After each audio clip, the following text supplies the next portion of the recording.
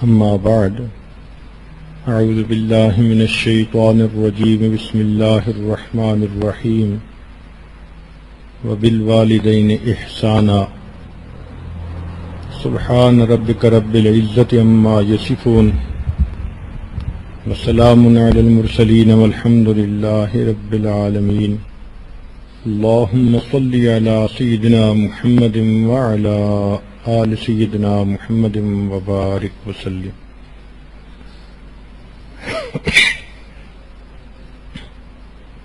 اللهم صل على سيدنا محمد وعلى آل سيدنا محمد وبارك وسلم اللهم صل على سيدنا محمد وعلى آل سيدنا محمد وبارك وسلم۔ اولاد کی تربیت کے بارے میں جتنا کچھ کہا گیا اس کی تکمیل یہاں ہوتی ہے کہ اولاد کو ماں باپ کے حقوق کے بارے میں بتایا جائے۔ جب دل میں ماں باپ کی عظمت ہوگی تو بچے ماں باپ کی بات کو غور سے سنیں گے اور اس پر عمل کریں گے۔ تو شریعت نے اس پہلو کو بھی خوب اجاگر کیا، ایک اصول بتا دیا۔ مصنف عبد الرزاق میں ہے حدیث مبارک کا ایک چھوٹا سا ٹکڑا کہ جو چاہو کرو، جیسا کرو گے ویسا بھرو گے۔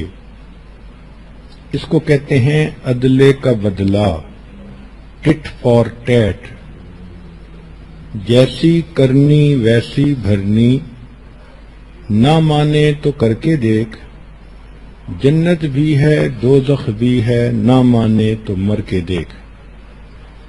تو انسان جیسا کرتا ہے اس کو ویسا ہی اس کا بدلہ ملتا ہے۔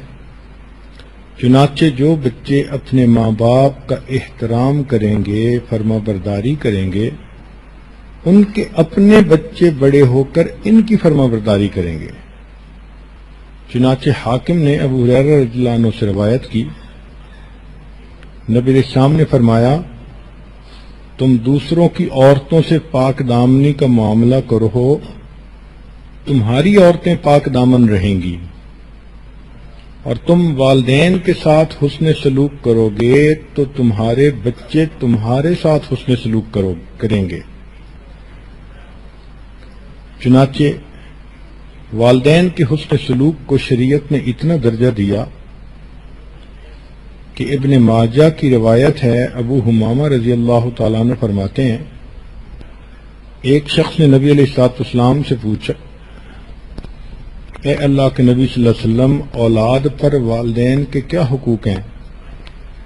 تو نبی علیہ السلام نے فرمایا کہ دونوں تمہاری جنت اور جہنم ہیں، یعنی دونوں کو خوش کرو گے تو جنت ملے گی، ناراض کرو گے تو جہنم ملے گی۔ اس حدیث مبارکہ میں والدین یعنی ماں باپ دونوں کا اکٹھا تذکرہ، بعض احادیث میں الگ الگ تذکرہ بھی ہے۔ چنانچہ امام ترمذی رحمۃ اللہ علیہ نے ابن عمر ابن عاص سے روایت کی کہ رضا الرب فی رضا الوالد، کہ تمہارے رب کی رضا تمہاری باپ کی رضا میں ہے، اور رب کی ناراضگی باپ کی ناراضگی میں ہے۔ امام احمد بن حنبل رحمۃ اللہ علیہ روایت کرتے ہیں کہ ماں کے ساتھ وابستہ رہو، چونکہ الجنت تحت اقدام امہاتکم، جنت ماں کے قدموں کے نیچے ہے۔ ابو ہریرہ عنہ روایت کرتے ہیں، ایک شخص نبی علیہ السلام کی خدمت میں حاضر ہوا اور اس نے پوچھا، اے اللہ کے نبی، مجھ پر سب سے زیادہ حق کس کا ہے؟ فرمایا اموں کی، تمہاری ماں کا۔ اس نے دوبارہ پوچھا کہ اس کے بعد میرے اوپر حق کس کا ہے؟ فرمایا تمہاری ماں کا۔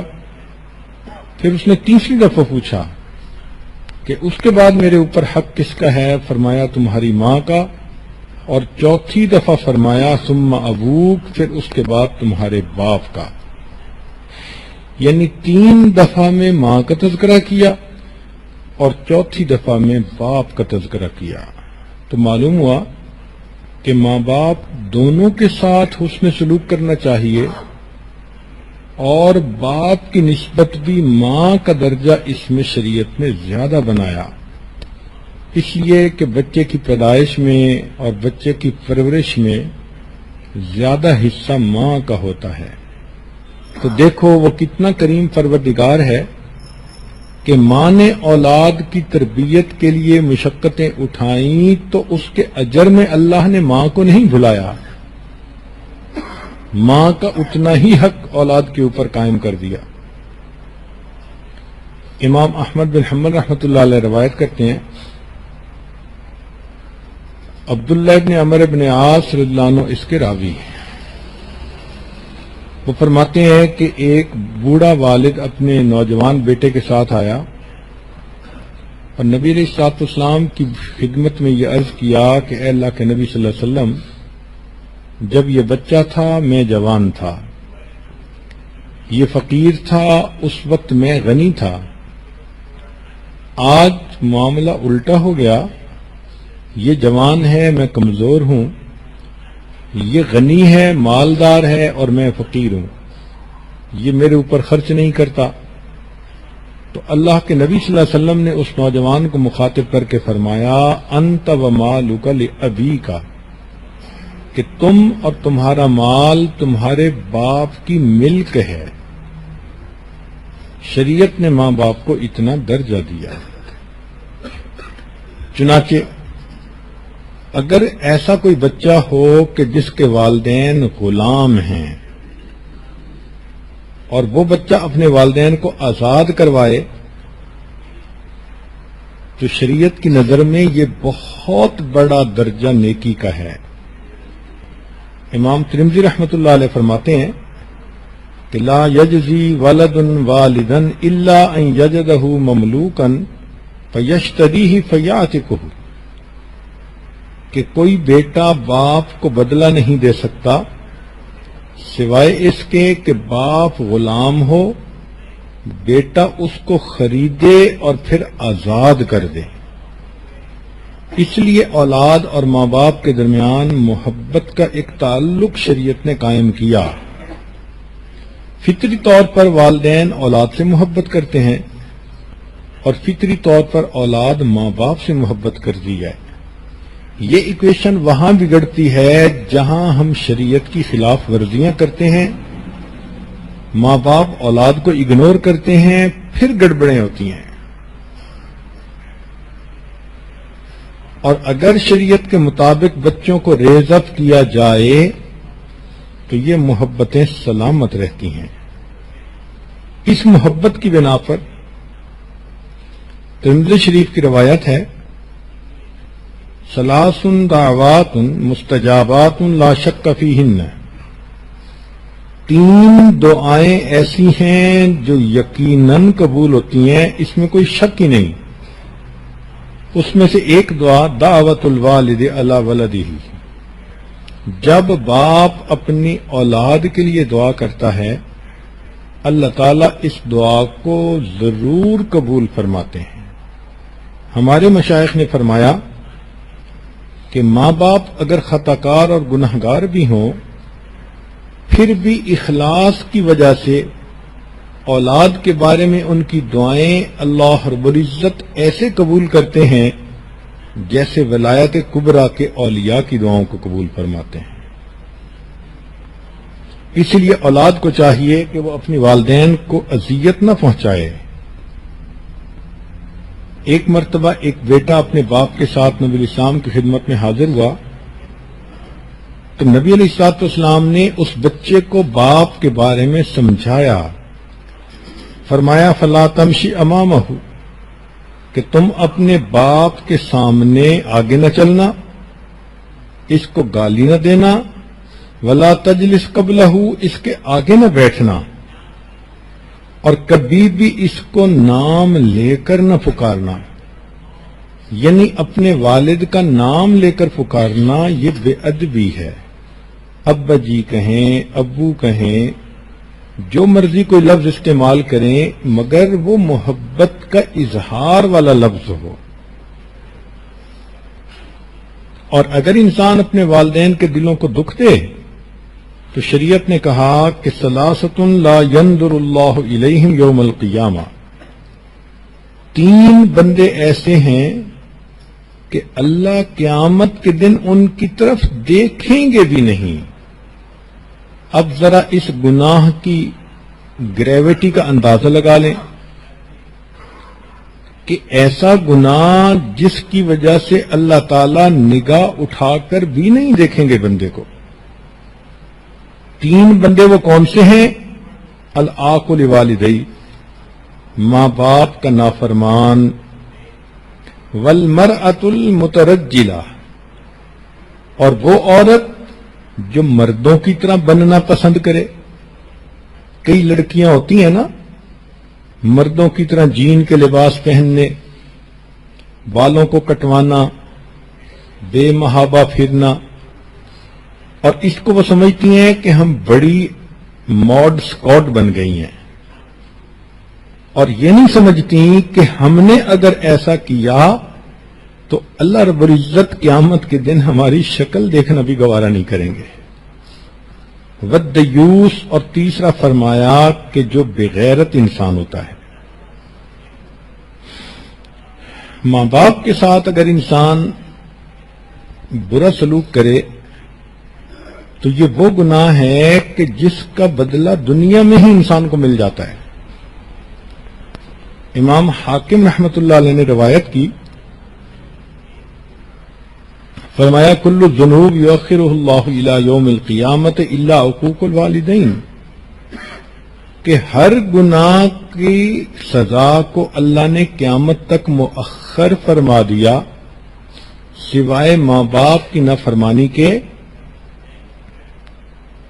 فإن اللہ یجعلہ لصاحبہ فی الحیاۃ الدنیا قبل الممات، کہ یہ ایسا گناہ ہے کہ اللہ تعالی دنیا میں موت سے پہلے بندے کو اس کی سزا دے دیتے ہیں. اللہ اکبر کبیرہ. چنانچہ ہمارے ایک ڈاکٹر دوست تھے، وہ کہنے لگے کہ ایک دیہاتی نوجوان ہاسپٹل میں داخل ہوا، میری ڈیوٹی تھی، دیکھنے میں وہ بڑا صحت مند اور ہیلدی نظر آتا تھا، لیکن اس کو کوئی ایسی بیماری تھی کہ جس کی وجہ سے اس کا گلا گھٹتا تھا اور اس کو سانس لینا مشکل، تکلیف ہوتی تھی. تو جب اس پر وہ بیماری کا اٹیک ہوتا تو وہ بچوں کی طرح رونے لگتا، چیخنے لگتا. اس کی تکلیف دیکھ کر مجھے بھی بہت صدمہ ہوا، میری آنکھوں میں آنسو آ گئے. تو اس نوجوان کا والد قریب تھا، کہنے لگا ڈاکٹر صاحب اپنا کیا اس کے سامنے آ رہا ہے. تو میں نے اس کے والد سے پوچھا کہ کیا ہوا؟ کہنے لگا اس نے پسند کی شادی کی اور بیوی اس کو ماں باپ سے لے کے دور چلی گئی، اور جب کبھی ہم کہتے تھے یا ماں کہتی تھی کہ بیٹا آیا کرو، مل جایا کرو، تو یہ غصے میں ماں کو کہتا تھا کہ خبردار کوئی بات کی میں تمہارا گلا دبا دوں گا. جو الفاظ یہ ماں کو بولتا تھا اللہ نے موت سے پہلے اس کو اپنی آنکھوں سے خود دکھا دی. ہاں، ایک ایسی صورت ہے جس میں ماں باپ اپنے حقوق کو خود ہی ضائع کر بیٹھتے ہیں. وہ یہ ہے کہ اگر اپنی اولاد کو شریعت کے خلاف کوئی بات کہیں تو شریعت نے کہا لا طاعت لمخلوق فی معصیت الخالق، اللہ کی نافرمانی میں مخلوق کی کوئی اطاعت نہیں. لہذا اگر ماں باپ فسق و فجور کی زندگی گزار رہے ہیں تو شریعت نے کہا کہ تم ان کے ساتھ سلوک تو اچھا رکھو مگر ان کی ایسی بات کو مت مانو جو شریعت کے خلاف ہو. وَصَاحِبْهُمَا فِي الدُّنْيَا مَعْرُوفًا، حتیٰ کہ وہ کافر اور مشرک بھی ہوں تو دنیا میں ان کے ساتھ تم اچھا سلوک کرو. تو اگر ماں باپ دیندار ہوں، نیک ہوں، پھر تو نور علی نور ہے۔ یہاں ایک نقطہ سا دل میں آتا ہے کہ آج احساس ہوا ماں باپ کا کیا مقام ہے۔ چنانچہ جن کے ماں باپ تو زندہ ہیں وہ ان کو منا لیں گے، پچھلے قصوروں کی معافی مانگ لیں گے اور آئندہ ماں باپ کی فرما برداری کریں گے اور اچھا سلوک کریں گے۔ لیکن بہت سارے تو ایسے ہیں کہ جن کے ماں باپ فوت ہو چکے، تو وفات کے بعد اب کیا کریں؟ شریعت نے 10 کام بتائے ہیں کہ اگر کوئی نوجوان بیٹا یا بیٹی اپنی زندگی میں ماں باپ کی خدمت نہ کر سکے، یہ گولڈن اپرچونٹی ضائع کر بیٹھے۔ ایسا کئی مرتبہ دیکھا گیا کہ بچہ چھوٹا ہوتا ہے، ماں باپ اس کی خدمت کرتے ہیں، اور جب وہ کسی قابل ہوتا ہے تو ماں باپ ہی دنیا سے چلے جاتے ہیں، بچے کو موقع ہی نہیں ملتا۔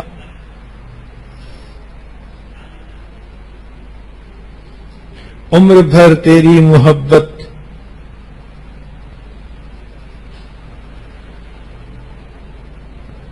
ماں کے بارے میں شاعر نے یہ شعر لکھا کہ عمر بھر تیری محبت میری جلوہ گر رہی، میں تیری خدمت کے قابل جب ہوا تو چل بسی۔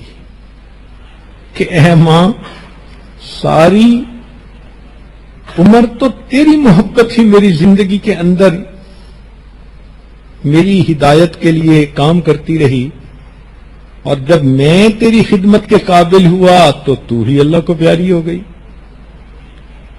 تو شریعت کا حسن و جمال دیکھیں کہ شریعت نے اس کی کمپنسیشن کا بھی طریقہ بتا دیا۔ کیا خوبصورت دین اللہ نے ہمیں عطا کیا ہے۔ چنانچہ وفات ہو چکی ہو تو پہلا کام والدین کی وصیتوں کو پورا کرنا۔ حدیث پاک میں ایک صحابی نبی الاسلام کی خدمت میں حاضر ہوئے، اے اللہ کے پیارے حبیب صلی اللہ علیہ وسلم، میرے والد نے مجھے کہا تھا کہ تم میری طرف سے غلام آزاد کرنا۔ اب میرے پاس غلام تو نہیں، ایک باندی ہے اور بہت ہی ان پڑھ اور جاہل ہے۔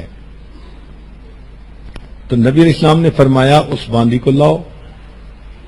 چنانچہ اس باندی کو لایا گیا، ان پڑھ تھی۔ نبی علیہ السلام نے اس سے پوچھا کہ بتاؤ اللہ کہاں ہے؟ اس باندی نے آسمان کی طرف انگلی کر دی۔ نبی علیہ السلام نے فرمایا بتاؤ میں کون ہوں؟ اس نے کہا اللہ کے رسول۔ نبی علیہ السلام نے مسکرا کر فرمایا کہ یہ تمہاری باندی مسلمان ہے، اس کو آزاد کرو گے تمہارے والد کی وصیت پوری ہو جائے گی۔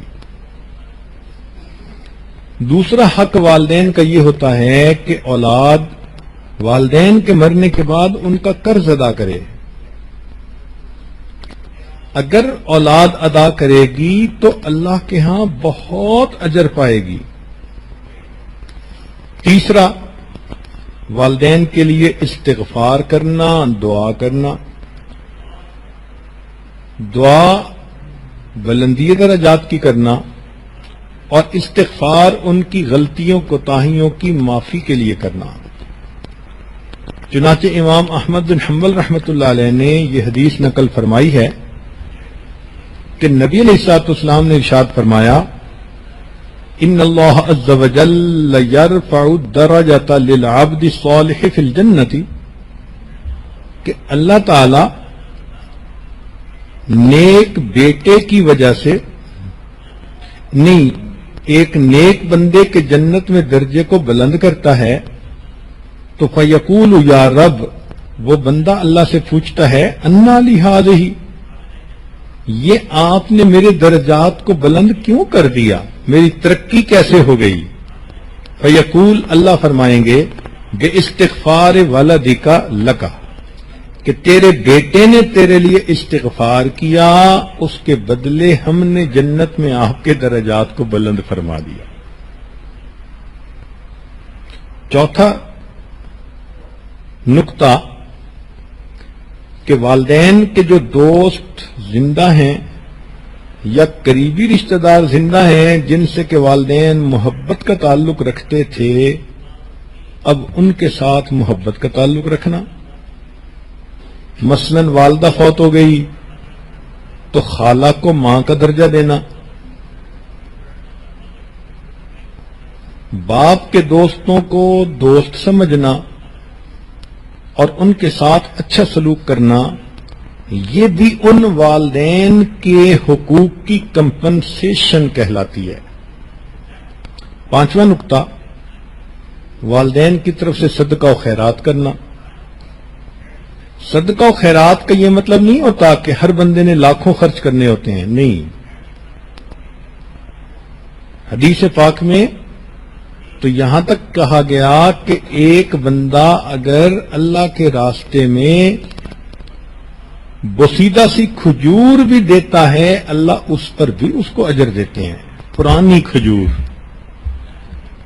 تو اپنے بچوں کو یہ تعلیم دینی چاہیے وہ جمعہ کے دن معمولی پیسے سے ہی مگر مسجد میں دیں اور والدین کی نیت سے دیں کہ اس کا اجر ان کو پہنچے. رمضان مبارک کے مہینے میں فقراء کو صدقہ کریں، والدین کی نیت کریں. تو وقتاً فوقتاً صدقہ و خیرات کرتے رہیں، مقدار کو مت دیکھیں. اخلاص کے ساتھ اگر آپ دیں گی تو اللہ تعالیٰ آپ کے صدقے کو اس طرح پالیں گے جس طرح لوگ اپنے جانوروں کو پالتے ہیں. چھٹا نقطہ، اگر اللہ تعالیٰ بندے کو استطاعت دیں، والدین فوت ہو چکے تو ان کی طرف سے حج اور عمرے کی کثرت کرنا. نبی اسلام نے فرمایا ایک صحابی کو کہ تم اپنے باپ کی طرف سے حج کرو واعتمر اور ان کی طرف سے عمرے کرو. ساتواں نقطہ کہ مرحوم والدین کی خوشی کے لیے اعمال صالحہ میں جلدی کرنا. یہ عجیب بات ہے کہ انسان نیک کام تو کرتا ہی ہے، لیکن چونکہ نیک کام کا ثواب ماں باپ کو ملتا ہے تو ماں باپ کو عالم برزخ میں انتظار رہتی ہے کہ ہمارے بچوں کی طرف سے ہمیں تحفہ کب ملے گا. لہذا نیکی میں جلدی کرنی چاہیے. حضرت شیخ الحدیث رحمۃ اللہ علیہ نے ایک عجیب واقعہ لکھا ہے کہ ایک اللہ والے قبرستان کے قریب سے گزرے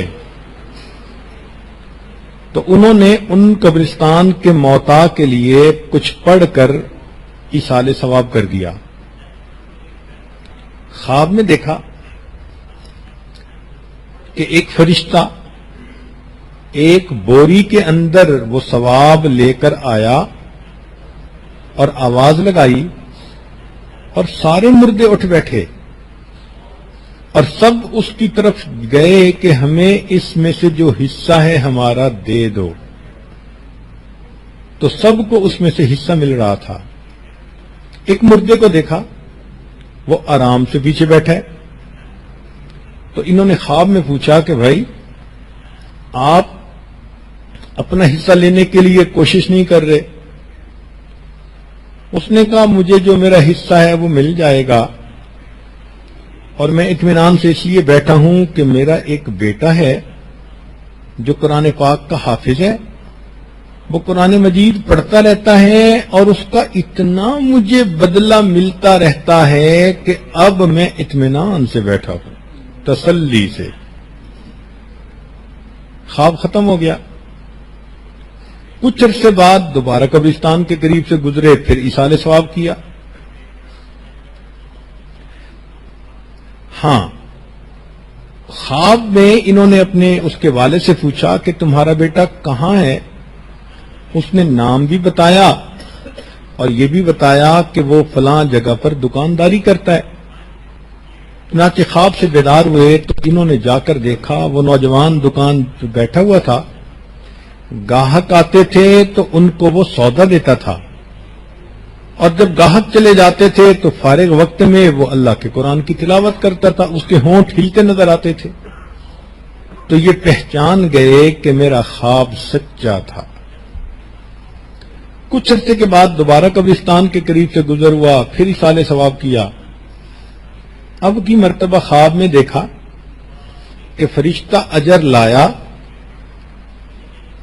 تو جس طرح باقی مردے جو تھے اٹھ کر اس ثواب کو لینے کے لیے دوڑے، یہ بندہ بھی اس مرتبہ ثواب لینے کے لیے دوڑنے لگا۔ انہوں نے اس سے پوچھا بھئی اب کیوں دوڑ رہے ہو؟ اس مردے نے کہا کہ میرا وہ بیٹا فوت ہو گیا، اب اس کا اجر آنا بند ہو گیا، جو عام مومنین دعا کرتے ہیں میں بھی اسی اجر کو دیکھ کے خوش رہتا ہوں۔ تو والدین کے لیے نیک کام جلدی کرنا یہ والدین کی خوشی کا، روح کی خوشی کا سبب بنتا ہے۔ 8واں حق کہ ماں باپ نے اگر کوئی قسم اٹھائی ہوئی ہو تو ان کی قسموں کو پورا کر دینا۔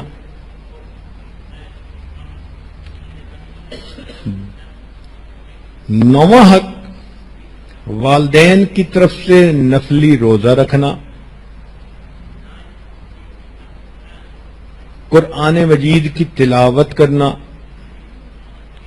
اور 10واں حق کہ مردوں کے لیے والدین کی قبور کی زیارت کرنا، چونکہ عورتوں کو نبی علیہ الصلوۃ والسلام نے قبرستان میں جانے سے روک دیا، اور یہ نبی علیہ الصلوۃ والسلام کا امت پر احسان ہے، ورنہ عورت جتنی نرم دل ہوتی ہے، اگر شریعت اس کو بھی حکم دیتی کہ تم جاؤ اور جوان بیٹے کو دفن کر کے آؤ، تو مجھے تو لگتا ہے کہ اس عورت کو پہلے ہی وہیں دفن ہونا پڑ جاتا، یہ خود بھی ساتھ دفن ہو جاتی۔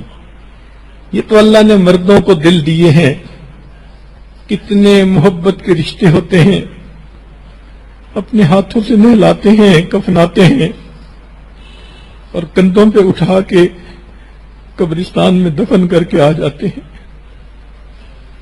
تو اللہ رب العزت نے ماں کو اس تکلیف سے بچایا، اس لیے فرمایا کہ عورت قبرستان میں نہ جائے۔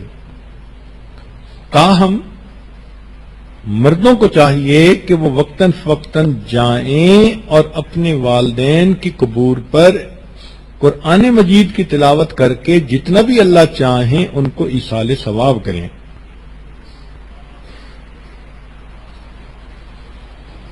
شریعت نے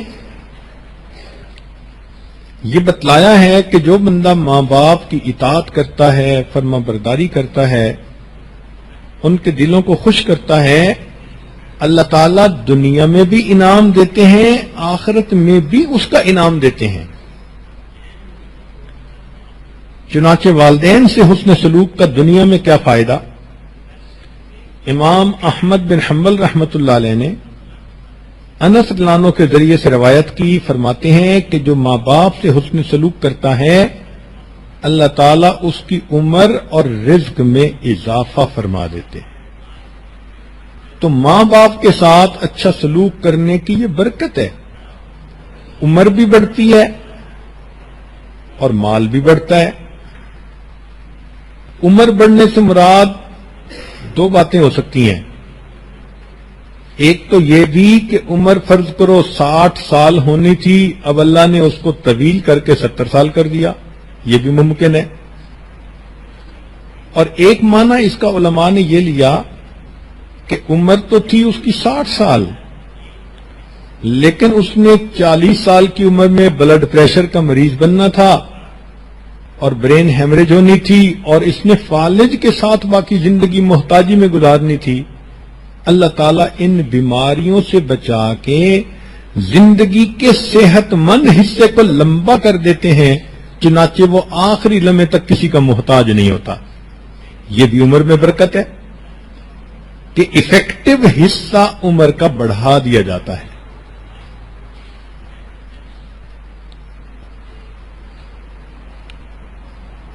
اور ایک فائدہ یہ کہ ماں باپ کا دل خوش کرنے سے انسان کے دنیا کے گناہوں کا کفارہ ہو جاتا ہے۔ چنانچہ امام ترمذی رحمۃ اللہ علیہ نے ابن عمر لانو سے روایت کی کہ ایک آدمی نبی علیہ السلام کے پاس آیا، اے اللہ کے نبی صلی اللہ علیہ وسلم مجھ سے بڑا گناہ ہو گیا۔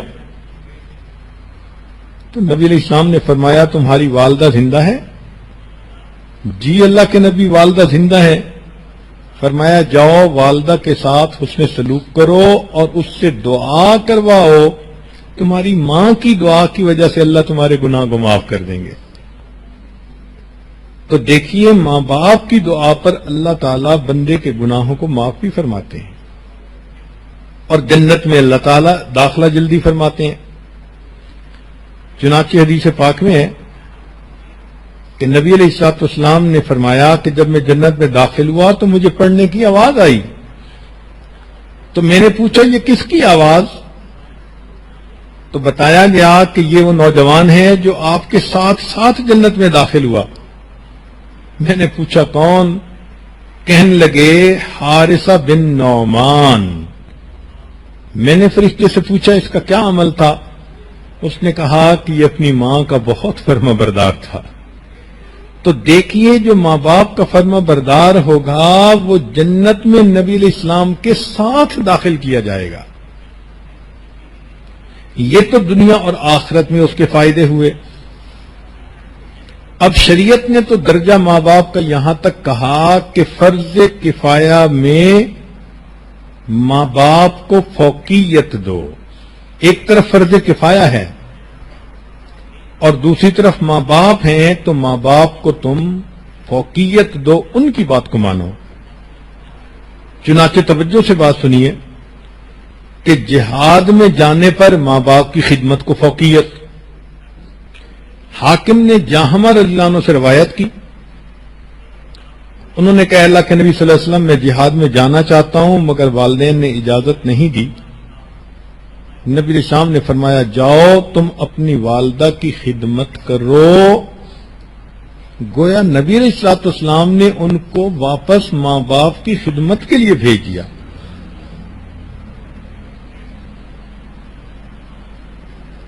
دوستوں اور بیوی سے بھی زیادہ ماں باپ کی بات کو فوقیت۔ امام ترمذی رحمۃ اللہ علیہ نے حضرت علی عنہ سے روایت کی اذا فعلت امتی 15 خصلۃ حل بها البلاء، کہ جب میری امت میں 15 باتیں پیدا ہو جائیں گی تو اس کے اوپر عذاب آ جائے گا۔ ان 15 باتوں میں سے کیا؟ اطاع الرجل زوجتہ وعق امہ، کہ بیوی کی اطاعت کرے گا ماں کی نافرمانی کرے گا، وبر صدیقہ وجفا اباہ، دوست کے ساتھ نیکی کرے گا باپ کے ساتھ بے وفائی کرے گا۔ تو اس حدیث پاک سے پتہ چلتا ہے کہ اللہ تعالی نے بیوی بچوں اور دوستوں سے بھی زیادہ ماں باپ کا حق بنایا ہے۔ اب یہاں پر بعض عورتیں پریشان ہو جائیں گی کہ جی حضرت جی نے ایسی بات کر دی ہمارے تو خامد ہاتھ سے نکل جائیں گے۔ تو بھائی اگر ماں باپ بھی شریعت کے مطابق زندگی گزارتے ہیں اور آپ بھی شریعت کے ساتھ زندگی گزار رہی ہیں تو پریشان ہونے کی کیا بات ہے؟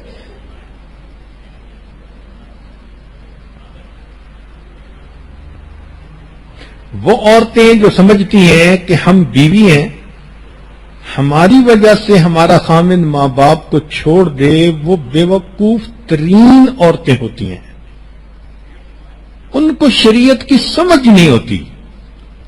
اس بے وقوف عورت کو یہ سمجھنا چاہیے کہ آج جوانی میں اپنے خامند کے بارے میں یہ سوچ رہی ہے، کل جب اس کے بچے ہوں گے اور یہ ان کو ریز اپ کرنے کے لیے اتنی مصیبتیں اٹھائے گی، پھر بوڑھی ہو جائے گی اور اس کے بچے اس کو چھوڑ کے جائیں گے، پھر اس کے دل پہ کیا گزرے گی؟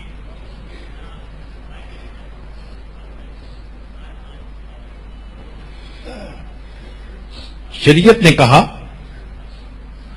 سیدہ عائشہ صدیقہ رضی اللہ تعالی عنہ راویہ ہیں کہ امام احمد بن حنبل رحمۃ اللہ علیہ نقل کرتے ہیں کہ ام المومنین نے فرمایا کہ عورت پر سب سے زیادہ حق اس کے شوہر کا، یعنی نکاح ہونے کے بعد عورت پر سب سے زیادہ اہمیت والا حق اس کے شوہر کا ہوتا ہے، اور فرمایا مرد کے اوپر سب سے زیادہ اہم حق اس کی ماں کا۔ شریعت نے تو یہاں تک کہا کہ اگر نفلی حج کرنے ہوں تو ماں باپ کی خدمت کو تم اس کے اوپر فضیلت دو۔ چنانچہ ابو ہریرہ رضی اللہ عنہ اپنی والدہ کی زندگی میں ان کی خدمت میں ہی مصروف رہے، والدہ کی وفات کے بعد حج پر تشریف لے گئے۔ ہاں اگر والدہ خود بھی جانا چاہے اور بندے کو حج پہ بھی ماں کی خدمت کا موقع ملے تو نور علی نور ہے۔ ماں باپ کے حق کو اللہ نے اولاد کے حق پر بھی فضیلت عطا فرمائی ہے۔ چنانچہ عبداللہ ابن عمر رضی اللہ عنہ نے روایت کی کہ 3 آدمی بنی اسرائیل کے سفر پر نکلے، ایک غار کے اندر پھنس گئے، چٹان منہ پہ آ گئی، تو انہوں نے اپنے اپنے عمل اللہ کے سامنے پیش کیے۔ ان میں سے ایک نے یہ عمل پیش کیا کہ میں بکریاں چراتا تھا، شام کو جب بکریاں گھر آتی تو میں ان کا دودھ نکالتا تو پہلے ماں باپ کو پیش کرتا تھا، بعد میں بچوں کو پلاتا تھا۔ اس کا یہ عمل اللہ کو ایسے پسند آیا کہ اس چٹان نے اس غار کے منہ کو کھول دیا۔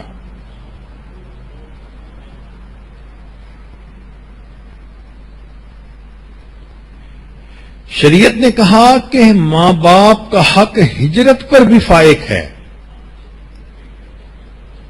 چنانچہ مستدرک حاکم میں عبداللہ ابن عمر ابن عاص رضی اللہ عنہ سے یہ روایت ہے کہ ایک نوجوان آیا، اے اللہ کے نبی صلی اللہ علیہ وسلم میں ہجرت کی نیت سے آ گیا ہوں اور والدین کو پیچھے چھوڑتا آیا ہوں۔ نبی علیہ السلام نے فرمایا کہ واپس جاؤ، جیسے والدین کو روتا چھوڑ آئے تھے ایسے ہی جا کے ان کو خوش کرو، تمہارے لیے یہ افضل ہے۔ حتیٰ کہ نفلی عبادات پر بھی ماں باپ کا حق افضل ہے۔ حدیث مبارکہ میں ہے کہ جرید ایک راہب نیک بندہ تھا بنی اسرائیل کا، عبادت میں لگا ہوا تھا۔ والدہ ملنے کے لیے آئی، اس نے 3 مرتبہ پکارا اور یہ نفلوں میں ہی مصروف رہا، تو ماں کو غصہ آیا۔ اس نے کہا کہ اللہ تجھے موت سے پہلے کسی فتنے میں ڈال دے۔ لو، ماں کی بد دعا ایسی لگی کہ قریب میں کوئی عورت تھی، اس نے کسی چرواہے کے ساتھ بدکاری کی اور جس کے نتیجے میں اس کے ہاں بچہ پیدا ہوا۔ تو لوگوں نے اس عورت کو لان تان کی کہ تو نے کیا منہ کالا کیا، تو اس عورت نے اس جرید کا نام لے دیا کہ میرے ساتھ تو فلاں راہب نے بدکاری کی۔ لوگوں کو پتہ چلا تو وہ آئے، انہوں نے جرید کو بھی بہت مارا پیٹا اور انسلٹ کی، اور اس کے سوما کو جو عبادت کا کمرہ تھا اس کو بھی گرا دیا۔ جرید نے ان سے پوچھا کہ بھئی تم یہ سارا کام کس لیے کر رہے ہو، میں نے کیا خطا کی؟ انہوں نے کہا تو نے فلاں عورت کے ساتھ بدکاری کی، اس کے ہاں بچہ ہوا۔ تو جرید نے کہا کہ اچھا مجھے بچے کے پاس لے جاؤ۔ تو جب جرید کو بچے کے پاس لے گئے تو اس نے اس بچے سے پوچھا کہ بتا تیرا باپ کون ہے؟ نیک آدمی تھا، اللہ کی آخر مدد تھی۔ وہ بچہ بول پڑا، کہنے لگا کہ میرا باپ تو فلاں بکریوں کا چرواہا ہے۔ تو علماء نے لکھا کہ اگرچہ اتنا مقام تھا کہ اللہ نے اس کی خاطر بچے کو بلا دیا، لیکن اس نے ماں کا دل دکھایا تو فتنے میں وہ بھی پڑ گیا۔ نبی علیہ الصلوۃ والسلام نے یہ واقعہ سنا کے فرمایا لو کان جریج عالمن، اگر جریج عالم ہوتا لعلم ان اجابته امه اولا من عبادت ربی، اس کو پتہ چل جاتا کہ اپنی ماں کی بات کو ماننا نفلی عبادتوں پر فضیلت رکھا کرتی ہے۔ اب سوچئے نا کہ ماں باپ نے دنیا میں اولاد کو تربیت دینے کے لیے کوشش کی تو اس کا بدلہ اللہ نے ان کو کیا دیا، ان کا کتنا مقام دنیا میں بنا دیا۔ یہاں تک بات کو ذرا دل کے کانوں سے سنیے گا، ڈر کے بات کر رہا ہوں کہ شریعت نے ماں باپ کی خدمت کو زیارت رسول صلی اللہ علیہ وسلم پر بھی فوقیت دے دی۔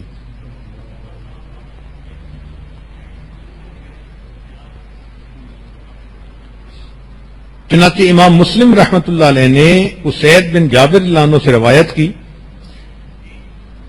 کہ اویس کرنی رحمت اللہ علیہ کرن کے رہنے والے تھے، والدہ کی خدمت میں لگے ہوئے تھے،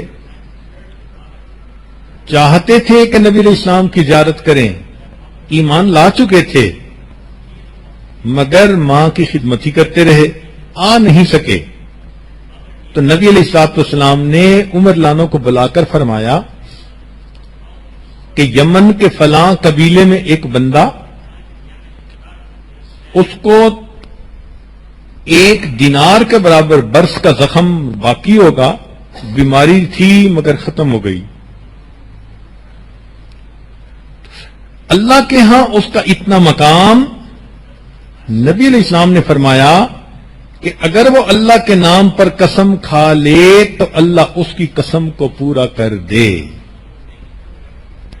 اور نبی علیہ السلام نے صحابہ سے فرمایا کہ اگر تمہاری ملاقات ہو تو ممکن ہو سکے تو تم ان سے اپنے لیے استغفار کی دعا کروانا۔ اور ایک روایت میں ہے کہ نبی علیہ السلام نے اپنا جبہ ہدیہ کے طور پر دیا اور فرمایا عمر یہ جبہ ان کو دے کر ان سے کہنا کہ میری امت کی بخشش کی دعا کرے۔ اللہ اکبر کبیرہ۔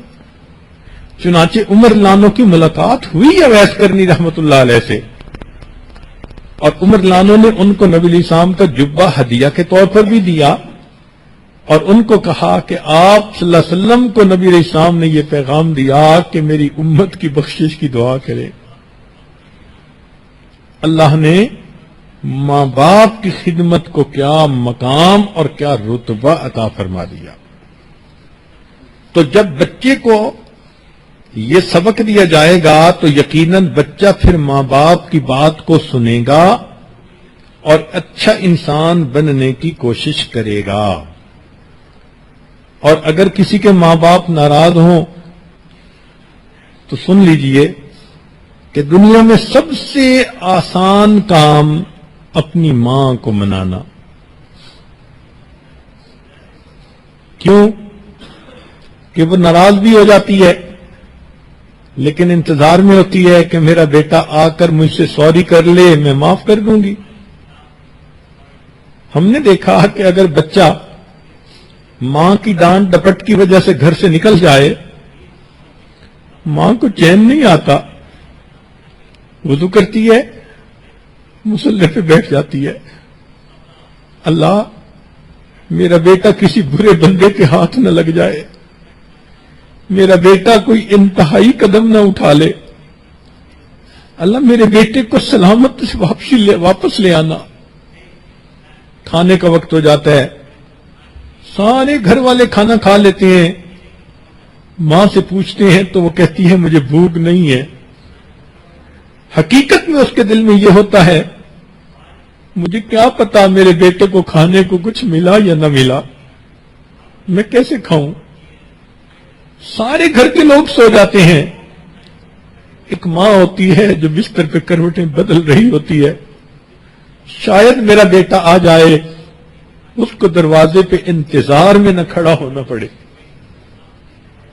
میاں کی ڈانٹ بھی برداشت کرتی ہے، مگر اپنے بچے کے لیے دعا بھی کرتی رہتی ہے. اور اگر وہ بیٹا رات کو دیر سے آئے تو ماں بیٹی کو جگاتی ہے کہ بیٹی اٹھو، تمہارا بھائی آ گیا، اس کو گرم کھانا بنا کے دو. امی آپ تو ناراض تھی.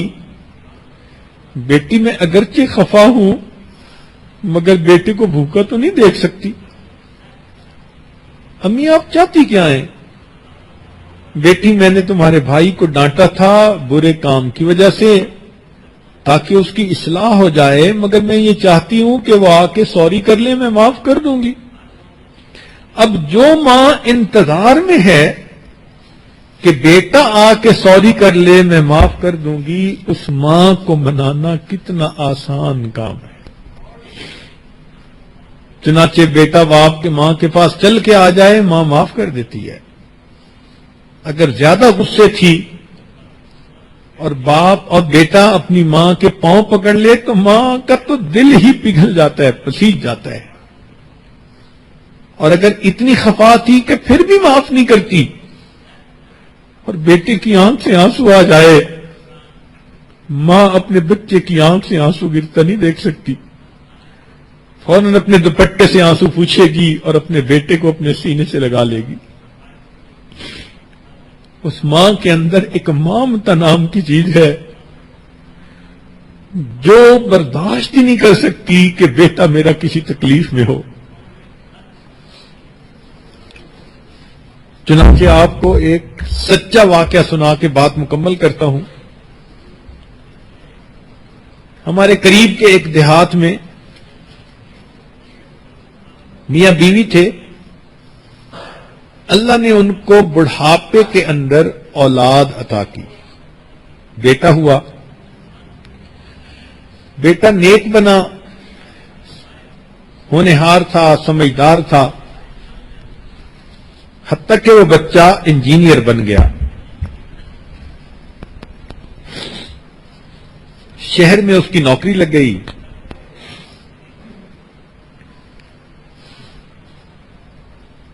وہ آتا اور ماں باپ کو کبھی ملتا اور پھر واپس اپنی ڈیوٹی کے لیے چلا جاتا. ویکینڈ پہ والدین کے ساتھ رہتا.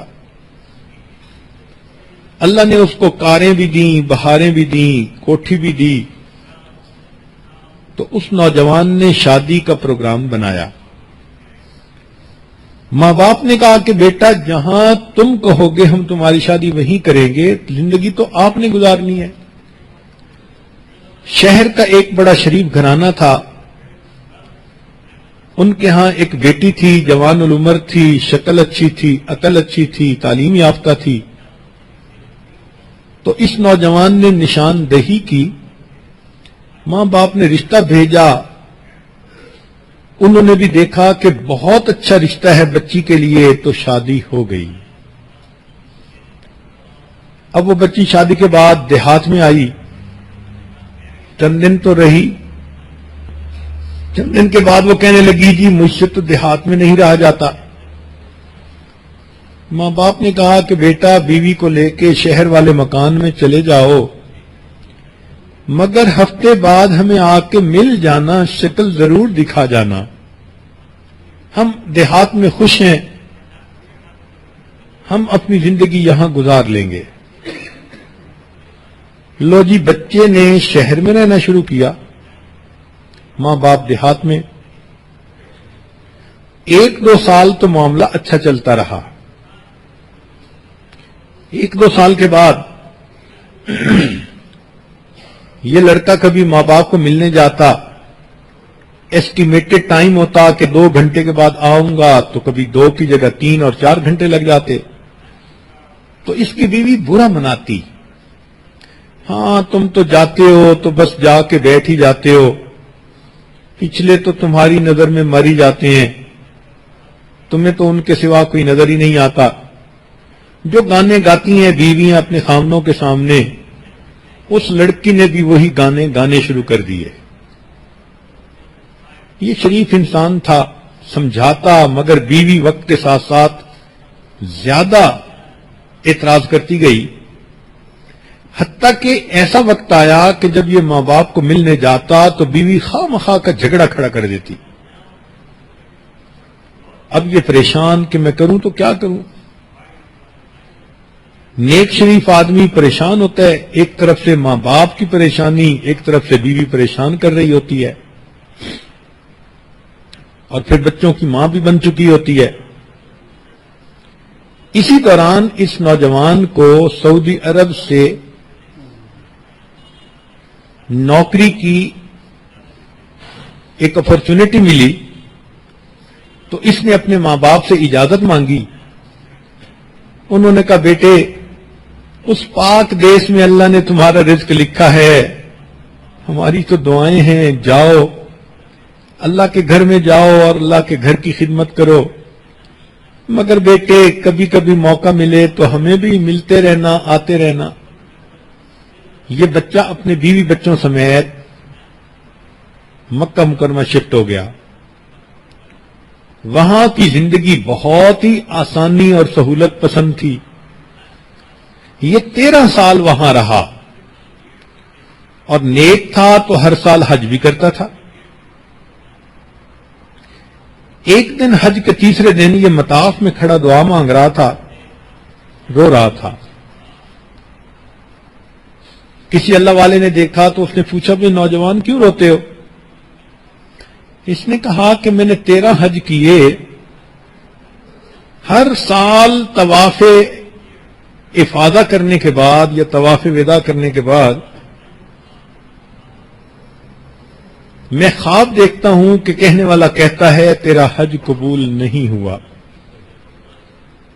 اب حج کیا تو اب پھر یہی خواب دیکھا. اللہ والے ڈائگنوزز کے ماسٹر ہوتے ہیں، وہ چلتے پھرتے ڈائگنوسٹک سینٹر ہوتے ہیں. انہوں نے 2 باتوں میں بات پہچان لی کہ مسئلہ کیا. یہ نوجوان 13 سال سے عرب میں تھا تو شروع میں تو ماں باپ کو خرچہ بھی بھیجتا تھا، سلام کلام پیام بھی ہوتا رہتا تھا. اس زمانے میں فون نہیں ہوتے تھے، یہ اس زمانے کی بات ہے. عام ٹیلی فون نہیں ہوتے تھے، سیل فون تو تھے ہی نہیں، دیہاتوں میں بھی فون نہیں ہوتے تھے. تو حج عمرے پہ آنے جانے والے لوگوں کے ذریعے پیغام بھیج دیتا تھا، لیکن کچھ سالوں سے رابطہ ہی نہ رہا تھا اس کا ماں باپ سے. تو انہوں نے توجہ دلائی کہ میاں جاؤ اور ماں باپ کو راضی کر کے پھر واپس آؤ. چنانچہ یہ نوجوان اپنے گھر آیا، بیوی کو کہا کہ میں نے چھٹی لے لی ہے اور میں اپنے ملک چکر لگا رہا ہوں ماں باپ کے پاس. بیوی نے آئیں بائیں شائیں کرنے کی کوشش کی تو اب اس نوجوان نے اس کو شیر کی آنکھ سے دیکھا تو پھر وہ دبک کے بلی کی طرح بیٹھ گئی. نوجوان نے تیاری کی، وطن واپس آیا. جب یہ بستی میں داخل ہو رہا تھا تو اس وقت اس کو یہ احساس ہوا کہ پچھلے 2-3 سالوں سے میرا کوئی رابطہ نہیں، مجھے تو یہ بھی پتہ نہیں میرے ماں باپ کس حال میں ہے، تو میں پتہ تو کر لوں. چنانچہ ایک 8-9 سال کا لڑکا تھا، اس سے اس نے پوچھا کہ فلاں بابا جی کا کیا حال ہے.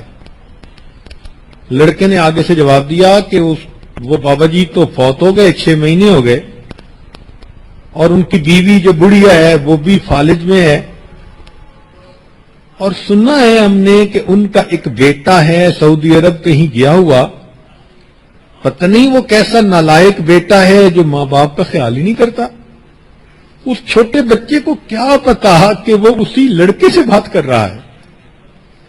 بات کر کے لڑکا تو چلا گیا، لیکن اس کے دل کے تار چھیڑ گیا. اب اس کو ندامت ہوئی کہ اوہو میں نے واقعی بہت بڑی خطا کی.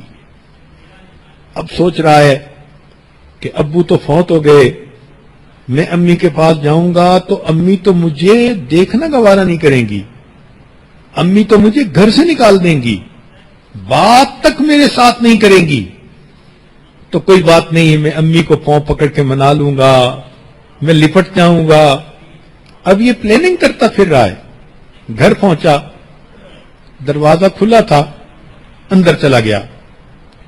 کیا دیکھتا ہے کہ صحن میں چارپائی بچھی ہوئی ہے اور اس کی والدہ لیٹی ہوئی ہے.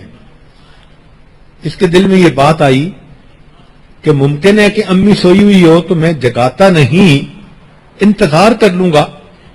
چنانچہ یہ دبے پاؤں ذرا قریب ہوا کہ دیکھوں تو صحیح. جب بستر کے قریب ہوا تو اس نے دیکھا کہ اس کی ماں نے ہاتھ اٹھائے ہوئے تھے اور وہ دعا مانگ رہی تھی. اس نے قریب ہو کے سنا کہ امی کیا دعا مانگ رہی ہے؟ تو ماں یہ دعا مانگ رہی تھی، اللہ میرا خامد دنیا سے چلا گیا، میرا ایک ہی تو بیٹا ہے، بخیریت اسے واپس بھیج دینا تاکہ جب میری موت آئے تو مجھے قبر میں اتارنے کے لیے کوئی میرا بھی محرم موجود ہو. ماں یہ دعا کر رہی ہے کہ اللہ میرے بیٹے کو بخیریت واپس بھیج دینا کہ اگر میری موت آئے تو مجھے قبر میں اتارنے کے لیے کوئی میرا بھی محرم موجود ہو. جب اس نے پوچھا، سنا، تو کہنے لگا امی میں آ گیا ہوں. والدہ چونک اٹھی، بیٹا تم آ گئے؟ ہاں. ماں نے جواب دیا، بیٹا موتیا بند آ چکا، میری بینائی نہیں، میں تمہارا چہرہ تو نہیں دیکھ سکتی، آؤ قریب ہو جاؤ، میں تمہارے چہرے کا بوسہ لوں، میں تمہارے جسم کی خوشبو سونگھ لوں. تو ماں ہوتی ہے. ماں کو منانا بہت آسان کام ہوتا ہے. اللہ رب العزت والدین کو بھی نیک بننے کی توفیق دیں اور اولاد کو بھی ماں باپ کی قدردانی کی توفیق دے دیں، اور جو غلطیاں کوتاہیاں ہوئی ہم اسی دنیا میں ان سے معافی مانگ لیں اور آئندہ نیکوکاری کی زندگی گزارنے کا دل میں ارادہ کر لیں. وآخر دعوانا ان الحمد للہ رب العالمین. آج ان پروگراموں کا یہ آخری پروگرام تھا، لہذا دعا اسماء الحسنہ کے ذریعے سے مانگی جائے گی. عورتوں کی طرف سے باقاعدہ اس کے اصرار ہوا ہے، مگر اس سے پہلے ایک اعلان کرنا بھی ضروری تھا کہ بہت سال پہلے اسی مسجد میں ہم نے اعلان کیا تھا کہ نوجوان بچیوں کی تعلیم اور تربیت کے لیے ایک جامعہ بنائیں گے، مگر اس کے لیے سٹاف کی اویلیبلٹی ایک مسئلہ تھا. تو ہم نے اپنی بچیوں کو اس کے لیے پڑھایا. ہمارے بھائی یونس صاحب کی بیٹی مریم الحمدللہ عالمہ بنی، اور اس پر 4 سال محنت اس لیے ہوئی کہ وہ یہاں آ کر پڑھائے گی، مگر اللہ کو یہ منظور تھا کہ اللہ نے اس کو مرکز کی خدمت کے لیے قبول کر لیا. تو وہ بچی اس وقت پاکستان میں ہے، آنے والی عورتوں کی خدمت کرتی ہے اور دعائیں لیتی ہے. اتنی پیاری بچی ہے کہ وہ میری آنکھوں کی ٹھنڈک ہے. یہاں جو موجود بچیاں ہیں ان میں آپا زاہدہ مطالعہ ایک میچور ماشاءاللہ عورت ہیں. اللہ نے ان کو بہت دین کا درد بھی دیا اور وہ ماشاءاللہ جینین جیم نکالتی ہیں اور لوگوں کو حیران کر دیتی ہیں. واقعی بعض لوگ اپنی ذات میں ایک انجمن ہوتے ہیں، وہ اکیلی ہو کر اتنا اچھا کام کر رہی ہیں، تو بہت ساری بچیاں گھر میں ان کے پاس آتی جاتی ہیں اور ان سے تربیت پاتی ہیں. تو ان کو ہم نے اس مدرسے کی پرنسپل سجیسٹ کیا ہے، اور انہی کی چھوٹی بہن ہے ماشاءاللہ، وہ بھی ابھی عالمہ فاضلہ بن کے آئیں اور بہت ہائی فرسٹ ڈویژن میں پاس ہوئی ہیں. بخاری شریف کا انہوں نے تک پڑھائی مکمل کر لی. تو وہ بچی راشدہ، اللہ نے اس کے دل میں عجیب سوز عطا کیا ہے. وہ بھی پڑھانے کے لیے اب ماشاءاللہ تیار.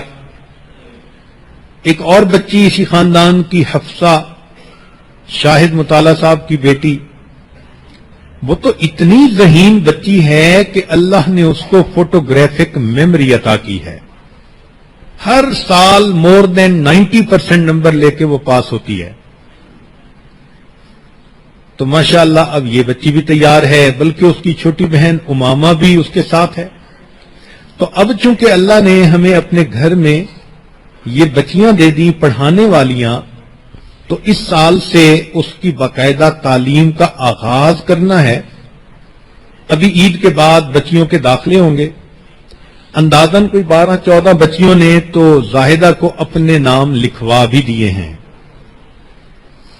ارادہ یہ ہے کہ ابتدا میں ہم 2 جگہ کلاسز شروع کریں گے، ایک ایم ایس ڈیل میں کہ زاہدہ صاحبہ کا گھر وہی ہے، اور دوسرا مکینی میں کہ یونس بھائی صاحب کا گھر وہاں ہے. پھر دونوں جگہ کلاسز لیتے لیتے فائنل وقت کے ساتھ اس کو ایک جگہ کریں گے. اعتکاف کے دوران تقریباً 7 بچیوں کے نام تو ماں باپ نے ڈائریکٹ اس عاجز کو بھی لکھوائے ہیں. تو محسوس ہو رہا ہے کہ واقعی ماں باپ چاہتے ہیں کہ ہماری بچیاں علم بھی حاصل کریں اور ان پر تربیت کا رنگ بھی چڑھے. تو یہ جامعہ جس کا نام ہم نے جامعہ زینب تجویز کیا، انشاءاللہ عید کے بعد پڑھائی کا سلسلہ شروع ہوگا. تو نوجوان بچیاں اپنے نام ان کو لکھوانا شروع کر دیں. ہماری دعائیں ہیں اللہ اس ادارے کو مینارہ نور بنائے اور اس کا نور اللہ تعالیٰ پوری دنیا کے اندر پھیلائے.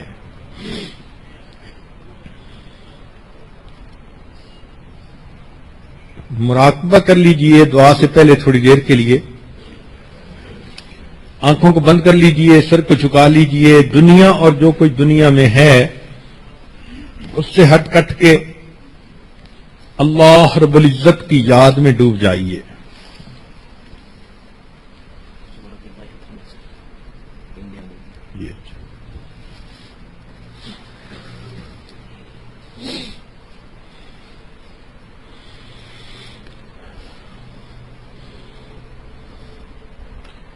انسان جب اپنے اندر جھانکتا ہے اسے اپنی اصل تصویر نظر آتی ہے.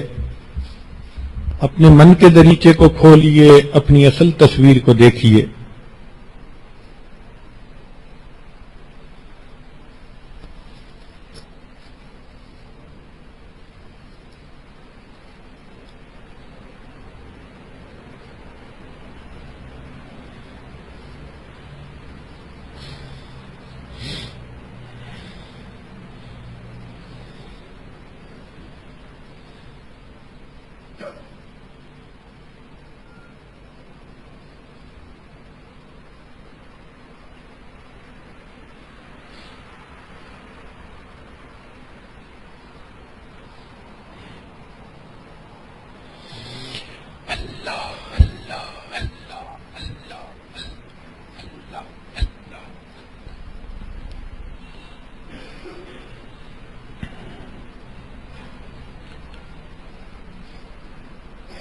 لا الہ الا اللہ محمد رسول اللہ. ابھی مجھے یاد دہانی کروائی گئی ہے کہ بہت ساری مستورات تو طائب ہونا چاہتی ہیں، رمضان مبارک کے اس بابرکت وقت میں بیعت ہونا چاہتی ہیں. تو مستورات سے گزارش ہے کہ دل میں یہ نیت کر لیں کہ ہم زندگی کے پچھلے گناہوں سے سچی پکی توبہ کر رہی ہیں، آئندہ نیکوکاری پرہیزگاری کی زندگی گزارنے کا دل میں ارادہ کر رہی ہیں. الحمدللہ وکفا وسلام علی عبادہ الذین اصطفی اما بعد. یہ کلمات سچے دل کے ساتھ پیچھے پیچھے پڑھتی جائیے. بسم اللہ الرحمن الرحیم. لا الہ الا اللہ محمد الرسول اللہ. آمنت باللہ وملائکتہ وکتبہ ورسلہ والیوم الآخر والقدر خیرہ وشرہ من اللہ تعالی والبعث بعد الموت آمنت باللہ کما ہوا باسمائہ وصفاتہ وقبلت جمیع احکامہ اقرار باللسان وتصدیق بالقلب اشہد ان لا الہ الا اللہ واشہد ان محمدا عبدہ ورسولہ استغفر اللہ ربی من کل ذنب واتوب الیہ برحمتک یا ارحم الراحمین۔ ان کلمات کو پڑھنے سے اب آپ بیت ہو چکی ہیں تو وطائف ہو چکی ہیں، چند معمولات سن لیجئے۔ 100 مرتبہ درود شریف صبح اور شام پڑھنا، اللہم صلی علی سیدنا محمد وعلی آل سیدنا محمد وبارک وسلم۔ 100 مرتبہ استغفار صبح شام پڑھنا، استغفر اللہ ربی من کل ذنب واتوب الیہ۔ قرآن مجید کی روزانہ تلاوت کرنا، ایک پارہ ہو تو بہت اچھا، جو حافظات ہیں وہ اپنی منزل کے حساب سے پڑھیں۔ جن دنوں میں مستورات میں نماز نہیں پڑھنی ہوتی وہ ان دنوں میں قرآن مجید کی تلاوت بھی نہ کریں، ان کو بن کیے اللہ اجر اور ثواب عطا فرما دیتے ہیں۔ چلتے پھرتے دل میں اللہ کا دھیان رکھنا، اور 5ویں چیز کہ روزانہ مراقبہ کرنا، یعنی جب آپ گھر کے کام کاج سے فارغ ہوں، صبح و شام نماز پڑھیں تو مصلی پر بیٹھ کر تھوڑی دیر کے لیے آنکھوں کو بند کر کے دنیا سے ہٹ کٹ کے اللہ کی یاد میں ڈوب جائیں کہ اللہ رب العزت کی رحمت آ رہی ہے، میرے دل میں سما رہی ہے، میرے دل کی ظلمت اور سیاہی دور ہو رہی ہے، اور میرا دل اللہ اللہ اللہ یہ میرا دل کہہ رہا ہے۔ انشاءاللہ باقاعدگی سے مراقبہ کریں گی تو آپ کے دل میں اللہ رب العزت کی محبت بڑھ جائے گی۔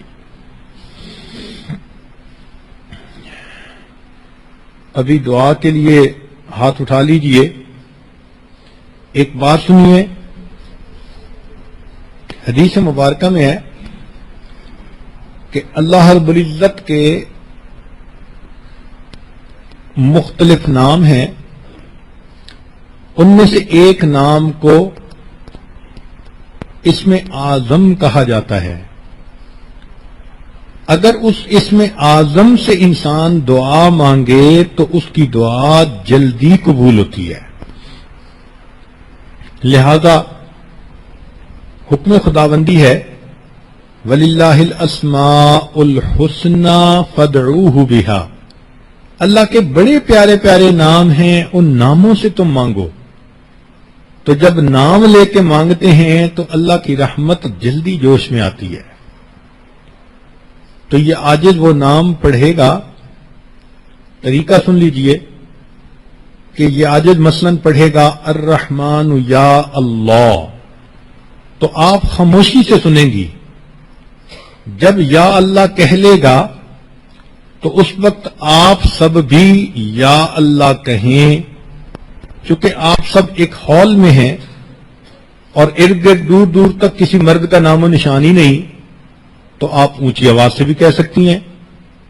یوں ہی سمجھ لیں کہ جیسے بچہ اپنی ناراض ماں کو منانے کے لیے امی امی امی کہہ کے روتا ہے تو ماں کا دل فوراً تڑپتا ہے اور وہ بچے کی طرف متوجہ ہوتی ہے۔ تو اللہ کی بندیاں بھی جب اللہ اللہ اللہ اللہ اللہ کہیں گی تو اللہ کی رحمت متوجہ ہو جائے گی۔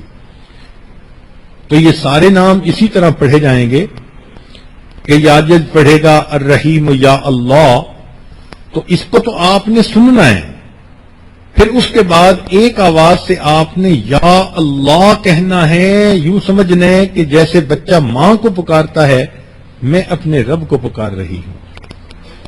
بچہ جب روتا ہے تو وہ پرواہ نہیں کرتا کہ مجھے پھوپھی دیکھ رہی ہے، خالہ دیکھ رہی ہے، بہن دیکھ رہی ہے، وہ کسی کی پرواہ نہیں کرتا، اس کو بس رونے سے کام ہوتا ہے۔ آپ بھی جب اللہ اللہ کہیں تو ارد گرد کو مت دیکھیں کہ آپ کے قریب کون بیٹھی ہوئی ہے. بس آج دل میں یہ نیت ہو کہ میں نے اپنے رب کو آج منا کے اٹھنا ہے. رمضان مبارک کے آخری لمحات ہیں, نہیں جانتے ہمارا نام بخشش کیے ہوئے میں شامل ہوا ہے یا نہیں ہوا.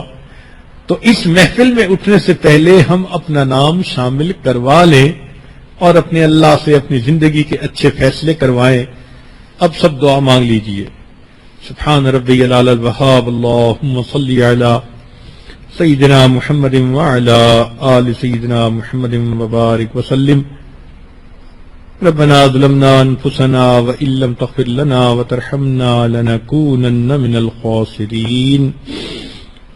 الرحمن یا اللہ, الرحیم یا اللہ, الملک یا اللہ, القدوس یا اللہ, السلام یا اللہ, المؤمن یا اللہ, المہیمن یا اللہ, العزیز یا اللہ, الجبار یا اللہ, المتکبر یا اللہ, الخالق یا اللہ, البارئ یا اللہ, المصور یا اللہ, الغفار یا اللہ, القہار یا اللہ, الوہاب یا اللہ, الرزاق یا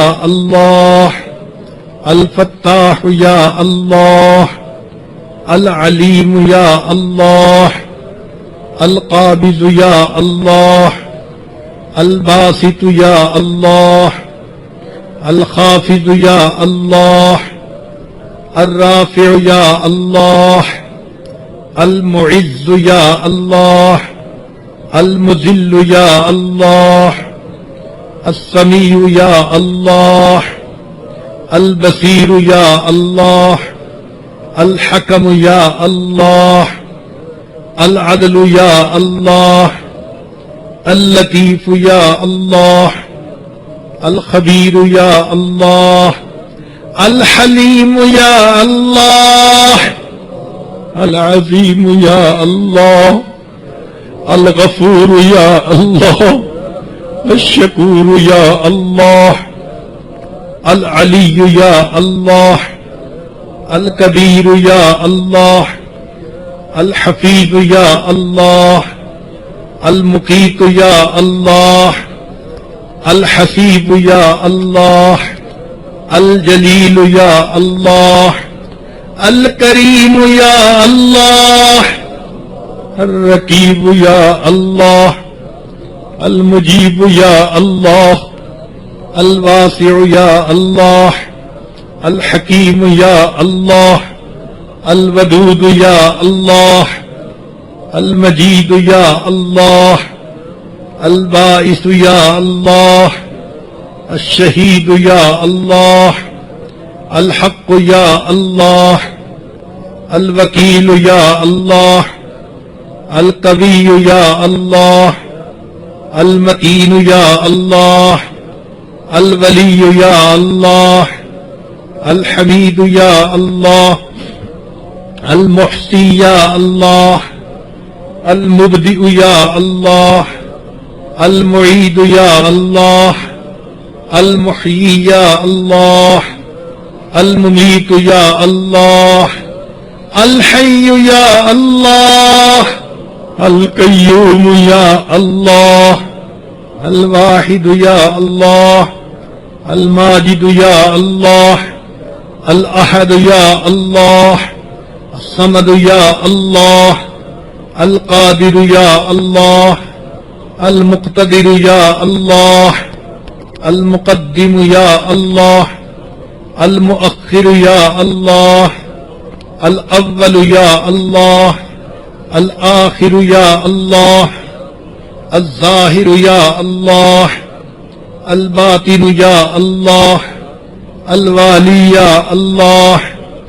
المتعال یا اللہ, البر یا اللہ، التواب یا اللہ، المنتقم یا اللہ، العفو یا اللہ، الرؤوف یا اللہ، مالک الملک یا اللہ، ذو الجلال والاکرام یا اللہ، المقسط یا اللہ، الجامع یا اللہ، الغنی یا اللہ، المغنی یا اللہ، المانع یا اللہ، الضار یا اللہ، النافع یا اللہ، النور یا اللہ، الہادی یا اللہ، البدیع یا اللہ، الباقی یا اللہ، الوارث یا اللہ،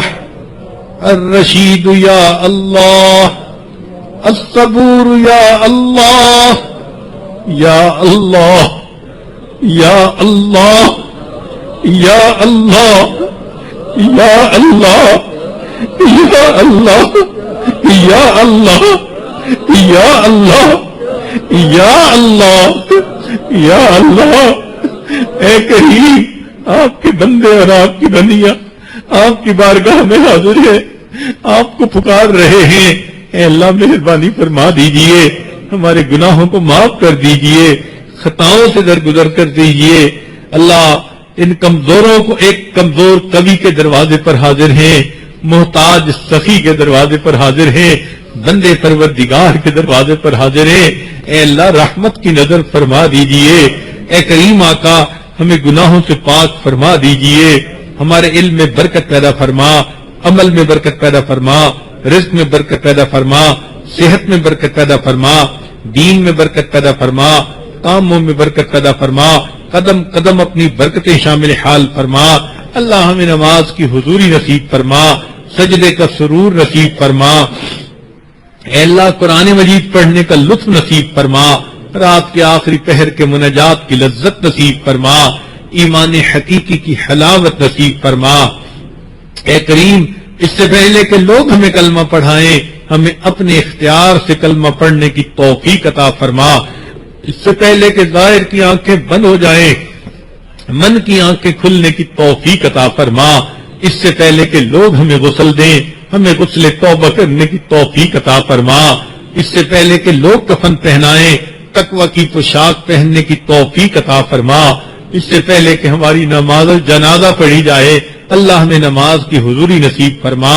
اس سے پہلے کہ قیامت کے دن آپ کے سامنے پیشی ہو، اللہ ہمیں اپنی بارگاہ میں قبولیت نصیب فرما۔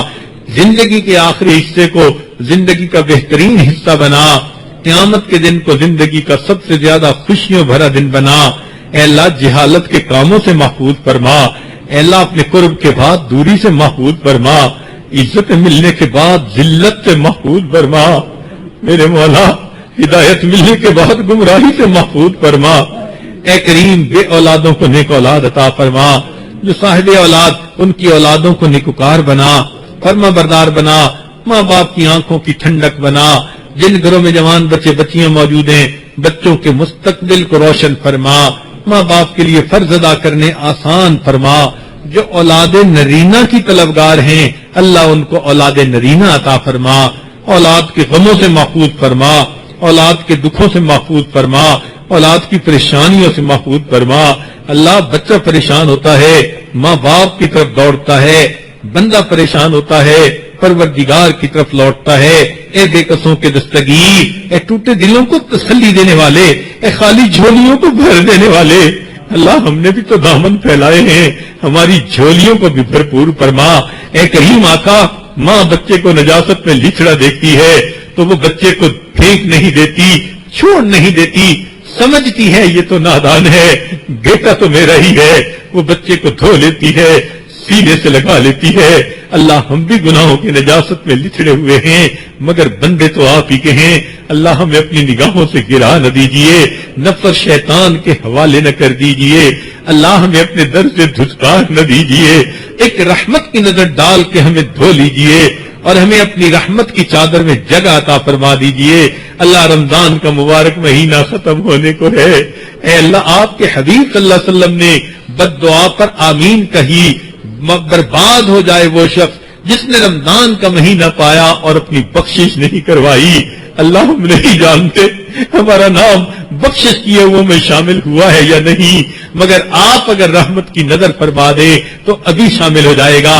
اللہ بخشش فرما دیجئے، مغفرت فرما دیجئے، اے اللہ بخش دیجئے، رحمت کر دیجئے۔ اے اللہ آپ کے بندے اور بندیاں آپ کے سامنے دامن پھیلائے بیٹھے ہیں، اے کریم زندگی میں کبھی بھی بے سہارا نہ فرما، کبھی بھی بے آسرا نہ فرما، کبھی بھی اپنے در سے دور نہ فرما، کبھی بھی نفس اور شیطان کے حوالے نہ فرما۔ آپ ہی نے تو فرمایا ہے وَأَمَّا السَّائِلَ فَلَا تَنْهَرْ، سوالی کو جھڑکی نہ دو۔ اے اللہ ہم کمزوروں کو حکم ہے ہم سوالی کو جھڑکی نہ دے، اے اللہ ہم بھی تو آپ کے در کے سوالی ہیں، آپ ہمیں جھڑکیے نہ دیجئے، اللہ ہمیں اپنے در سے خالی نہ اٹھا دیجئے، اللہ رحمت فرما دیجئے۔ اے اللہ جو مانگ رہے ہیں عطا کر دیجئے، امیدوں کو پورا کر دیجئے، امیدوں سے بڑھ کر عطا فرما دیجئے۔ اے اللہ یہ اعتکاف والے اپنے گھروں سے بیوی بچوں ماں باپ سے دور یہاں آ کر آپ کے در کی چوکھٹ پکڑ کر بیٹھے ہیں، امید لگائے ہوئے ہیں، اے اللہ ان کے اٹھے ہاتھوں کی لاج رکھ لیجئے۔ میرے مولا گھروں کو چھوڑ کر آئے ہیں، مسافر کی دعا قبول ہوتی ہے اگرچہ وہ نیک ہو یا بد ہو۔ میرے مولا مسافر بھی ہیں، متکف بھی ہیں، روزے دار بھی ہیں، رحم کر دیجئے اللہ، رحم کر دیجئے اللہ، رحم کر دیجئے اللہ، رحم کر دیجئے۔ اے کریم رحم فرما دیجئے اللہ، آج کی محفل میں بخشش فرما دیجئے اللہ، دل کی نیک مرادوں کو پورا کر دیجئے، نفس مطمئنہ عطا فرما دیجئے، نفس اور شیطان کے مکر و فریب سے بچا لیجئے اللہ، ہمارا تزکیہ فرما دیجئے، تصفیہ فرما دیجئے اللہ، مہربانی کا معاملہ فرمائیے۔ آپ ہی نے تو ارشاد فرمایا انما الصدقات للفقراء، میرے صدقات فقیروں کے لیے ہوتے ہیں۔ اے اللہ ہم سب فقیر ہیں، اپنی کریمی کا صدقہ عطا کیجئے، اپنی رحیمی کا صدقہ عطا کیجئے، اپنی ستاری کا صدقہ عطا کیجئے۔ میرے مولا رحمت کا معاملہ فرمائیے۔ دنیا دار لوگ چل کے آنے والوں کا لحاظ کر لیتے ہیں، اللہ آپ تو بڑے کریم ہیں، اے اللہ لحاظ فرما لیجئے، نفسانی شیطانی شہوانی محبتوں سے ہمیں بچا لیجئے، 100% گناہوں سے بچنے کی توفیق عطا فرما دیجئے۔ میرے مولا گناہوں کی ذلت سے محفوظ فرما، طاعات کی عزت نصیب فرما۔ اے کریم آقا اگر ہمیں آپ سے دوستی کرنی نہیں آتی تو آپ کو تو دوستی کرنی آتی ہے، اللہ آپ ہم سے دوستی فرما لیجئے، گنہگاروں سے ستاکاروں سے اللہ رحمت فرما دیجئے، دوستی فرما لیجئے۔ اے کریم رحمت کا معاملہ فرمائیے۔ آپ ہی نے ارشاد فرمایا اچھے بروں کے ساتھ اچھائی کا معاملہ کرے، اللہ ہم برے ہیں آپ اچھے ہیں، ہمارے ساتھ اچھائی کا معاملہ کر دے۔ اے میرے مولا عید سے پہلے پہلے ہماری مغفرت فرما دیجئے، جسمانی بیماریوں کو دور فرما، روحانی بیماریوں کو دور فرما۔ میرے مولا ہم قسم کھا کر کہتے ہیں آپ کے سوا ہمارا کوئی معبود نہیں، پرائی بکری کو کون گھاس ڈالتا ہے، میرے مولا ہم کہیں نہیں جا سکتے، آپ ہی کا در ہے، آپ ہی کو منانا ہے۔ اے مہربان آقا مان جائیے، راضی ہو جائیے اللہ، راضی ہو جائیے اے اللہ، اپنی رضا عطا فرما دیجئے۔ اے اللہ آپ کے وہ بندے جن کو آپ نے شیطان کے ہتھ کنڈوں سے محفوظ فرما لیا، ہمیں بھی ان میں شامل فرما لیجئے۔ اے اللہ مہربانی کا معاملہ فرما۔ رب کریم لٹے پٹے مسافر پر تو لوگ بھی ترس کھا لیتے ہیں، ہمارا حال وہی ہے، ہم نے جو اعمال کیے شیطان نے ریا کے ذریعے ضائع کروا دیے، حسد کے ذریعے ضائع کروا دیے، لٹے پٹے بندے بیٹھے ہیں۔ میرے مولا کوئی ایک بھی عمل ایسا نہیں پیش کرنے کے قابل ہو، میرے مولا زندگی کا ایک دن ایسا نہیں آپ کے سامنے پیش کرنے کے قابل ہو. ندامت کے سوا کچھ نہیں. نادم ہے، شرمندہ ہیں. اللہ رحمت کر دیجئے. اللہ ہمیں اپنے مقبول بندوں میں شامل فرما لیجئے. اے کریم رحمت کا معاملہ فرمائیے. ہمارے تینوں حرم کی حفاظت فرما. اے اللہ جن مستورات نے معتکفین کے لیے کھانے بنائے اور افطاریاں سحریاں بھیجی، اللہ ان کو ان کی امیدوں سے بڑھ کر اجر عطا فرما. جو مستورات باقاعدگی کے ساتھ دروس میں آتی رہی، اے اللہ ان کے آنے کو قبول فرما. ان کی اولادوں کو ان کی آنکھوں کی ٹھنڈک بنا. اے اللہ جو بچیاں شادی شدہ ہیں ان کے گھروں کی پریشانیوں کو دور فرما. خامدوں کو ان کے دلوں میں ان کی محبتیں عطا فرما. خامدوں پر ان پر مہربان فرما. اے اللہ جو اپنی ساس سسر کی وجہ سے پریشان، ان بچیوں کی پریشانیوں کو دور فرما اور ایسے ساس سسر کو ہدایت عطا فرما. میرے مولا جو اپنے قرضوں کی وجہ سے پریشان، مرضوں کی وجہ سے پریشان، ان کی بھی پریشانی کو دور فرما. اور میرے مولا ہم اپنے نفس کی طرف سے پریشان، اے اللہ ہمارے نفس کی اصلاح فرما اور اس نفس کو نفس مطمئنہ بنا. علم کے نور سے سینوں کو منور فرما. بقیہ زندگی کے جو دن ہیں اپنی یاد میں گزارنے کی توفیق عطا فرما. اے اللہ اعتکاف میں جتنے بھی لوگ آئے، اے اللہ آپ سب کے اس عمل کو قبول فرما. اے اللہ جتنی بھی مستورات آواز سن رہی ہیں دور یا قریب ہیں، اللہ سب کی نیک مرادوں کو پورا فرما. میرے مولا رحمت کا معاملہ کر دیجئے، رحمت کا معاملہ فرما دیجئے. اے اللہ آپ کے پیارے حبیب صلی اللہ علیہ وسلم نے فرمایا کہ رمضان کے پورے مہینے میں جتنے جہنمی بری ہوتے ہیں آخری رات میں اس کے برابر جہنمی برے ہو جاتے ہیں. اے مولا جب اتنی عام رحمت ہے تو ہمیں بھی رحمت میں شامل فرما لیجئے. ہمیں بھی گناہوں کو معاف کر کے بخشش کیے ہوئے گناہگاروں میں شامل فرما لیجئے. اے اللہ قیامت کے دن نبی علیہ السلام کے ہاتھوں حوض کوثر کا جام عطا فرما. اے اللہ ان کے قدموں میں جگہ نصیب فرما، ان کی شفاعت نصیب فرما. بار بار حج اور عمرے کی سعادت نصیب فرما.